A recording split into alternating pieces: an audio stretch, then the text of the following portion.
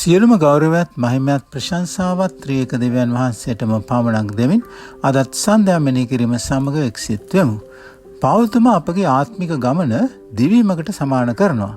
පිලිප්පි 3:13 සහ 14 වෙනි පදවල එතුමා කියන්නේ පස්සෙන් තිබෙන දේ මතක නැතිකොට ඉස්සරහට තිබෙන ඒවා දෙසම බලාගෙන යමින් දිනුම්පල කරා දුවමි යනුවෙනුයි.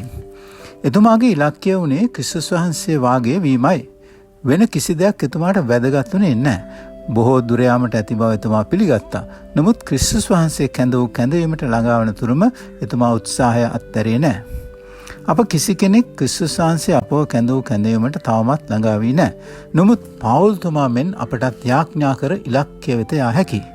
පෞල්තුමා 12 වෙනි පදයේ කියනවා වගේ අපත් සෑම විටම කිව යුත්තේ අප දැනටම ලබාගෙන සිටිනවත් දැනටම සම්පූර්ණ වී සිටිනවත් නොවේ යනුවෙනුයි. කෙසේ නමුත් දුර්වලතා පරාජයන් සහ වෙහෙස මැද අප ඉදිරියටම යා යුතු වෙනවා. නමුත් සියල්ල රඳාපවතින්නේ දෙවියන් වහන්සේ මතයි. උන්වහන්සේ නොමැතිව අපට කිසිවක් කළ නොහැකි. අපට ඉදිරියට යාමට ධෛර්යය දෙමින් දෙවියන් වහන්සේ අප සමගම සිටිනවා. හේබ්‍රෙය 13:5 වෙනි පදයේ කියන්නේ මම කිසිසේත් නුඹෙන් අහක්ව නොයමි, කිසි අන්දමකින්වත් නුඹ අත් නොහරිමි, උන්වහන්සේම කියා තිබේ යනුවෙනුයි. අප කළ යුත්තේ අත් නැහැර ඉදිරියටම දිවීමයි. අපි මෙනෙහි කරමු. පසුබට නොවී වීරය කිරීමට අවශ්‍ය බලය දෙවියන් වහන්සේ අපට දෙනසේක.